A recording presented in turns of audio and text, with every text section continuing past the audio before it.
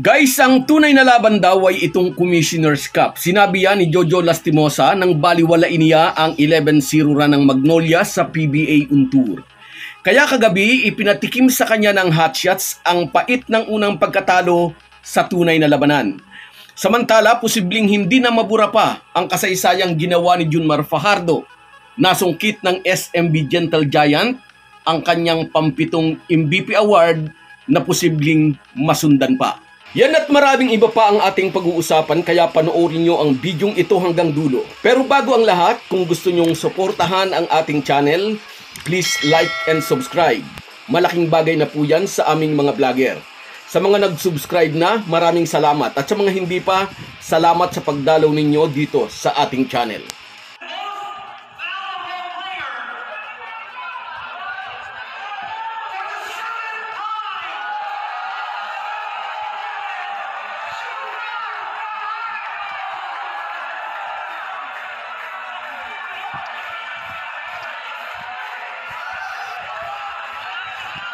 Muli pong pinatunayan ni Junmar Fajardo na kapag healthy siya at walang injury, ay siya pa rin ang the best sa PBA. Iginawad sa Cebuano SMB Center ang kanyang pampitong MVP award, isang achievement na posibleng hindi na mapantayan sa kasaysayan ng unang professional na liga sa buong Asia. Naungusan ni Fajardo ang dating MVP na si Scottie Thompson at si Christian Standhardinger ng Barangay Ginebra. Kasama rin sa MVP race ang SMB teammate ni Fajardo na si CJ Perez. Sobrang nagpapasalamat si The Kraken sa pampitong MVP award niyang ito dahil hindi raw niya akalaing makababalik pa siya sa top form pagkatapos ng kanyang injury na nag-sideline sa kanya sa loob ng 18 months. During Fajardo's absence, dito naman napanalunan ni Scottie Thompson ng Ginebra ang kanyang MVP award. Noong nakaraang linggo lamang ay napaka-humble na sinabi ni Thompson na nanalo lang naman siyang MVP dahil wala si Junmar Fajardo. Magkasama ang dalawa sa Gilas team na nag-champion sa Asian Games nito lamang nakaraang buwan.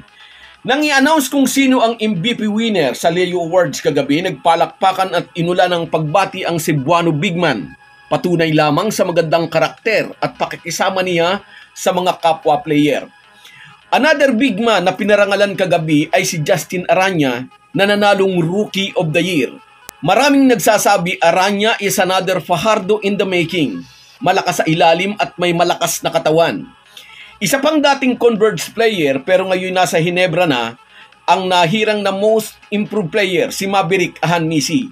Inaasahan na malaki ang magiging papel ni Maverick Ahanmisi sa magiging kampanya ng Ginebra lalo na't injured si Jeremiah Gray at makabalik man sa LA Tenorio sa buwan ng Disyembre, ay tiyak na imamanage ni Coach Tim Cone ang minutes ng PBA Ironman. Nakasama ni Junmar Fajardo sa first mythical team ang tatlong nakalaban niya sa MVP race, si CJ Perez, Scottie Thompson, Christian Standhardinger at isa pang Ginebra player na si Jamie Malonzo. Inaasahan na ang limang ito'y mag-iiwan ulit ng kanilang tatak dito sa Commissioner's Cup. Samantala, nag-iwan ng tatak ang Magnolia sa isipan ni Jojo Lastimosa bilang unang team na nagpalasap ng talo sa Talk and Text matapos niyang sabihin na hindi siya natatakot sa 11-0 record ng hotshots sa PBA Untour. Superb ang performance na ipinamalas ni Quincy Miller na umiscore ng 37 points at tumablot ng 14 rebounds. Ngunit hindi iyon naging sapat para patunayan ni Chito Victorero sa kanyang counterpart na hindi tsamba ang 11 nilang panalo sa PBA Untour. Nakalabindalawang magkakasunod na panalo na ang Magnolia, kabilang ang kanilang ratsadang panalo sa off-season exhibition games. Bumida para sa Magnolia ang kanilang import na si Tyler Bay na umiscore ng 30 points at naghalimaw ng 20 rebounds para pangunahan ang hotshots na nangangarap na muling makapag-champion sa PBA.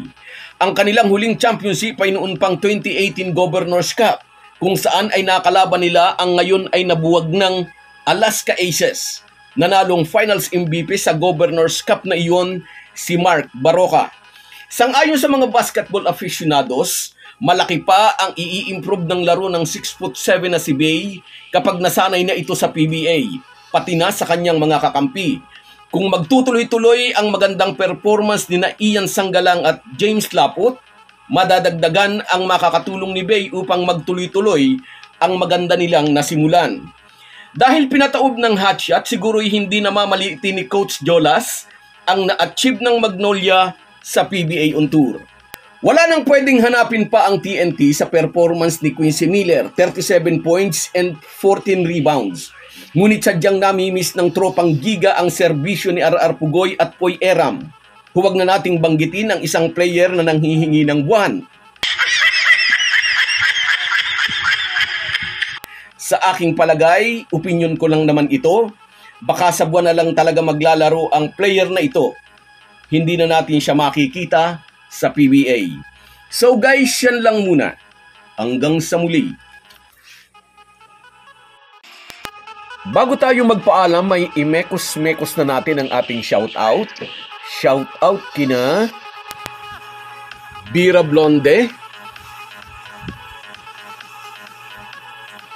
Edwin Gardon, Joel Atienza, Michael Vicente, ingat kayo dyan sa Israel, kabayan. Rosemary Juan, Efren Mendoza, Arnie Cordero, Jessica Apolinar, Ireneo Salangsang, at si Alan Puntejos. Kahit gaano po tayo kabisi, ay huwag po nating kalimutan ang ating buhay espiritual. Lagi po tayong magpasalamat sa bawat araw na dagdag sa ating buhay. Malaki po ang maitutulong ng pananalangin araw-araw. Isang paalala po mula sa inyong Halo-Halo Sports Republic.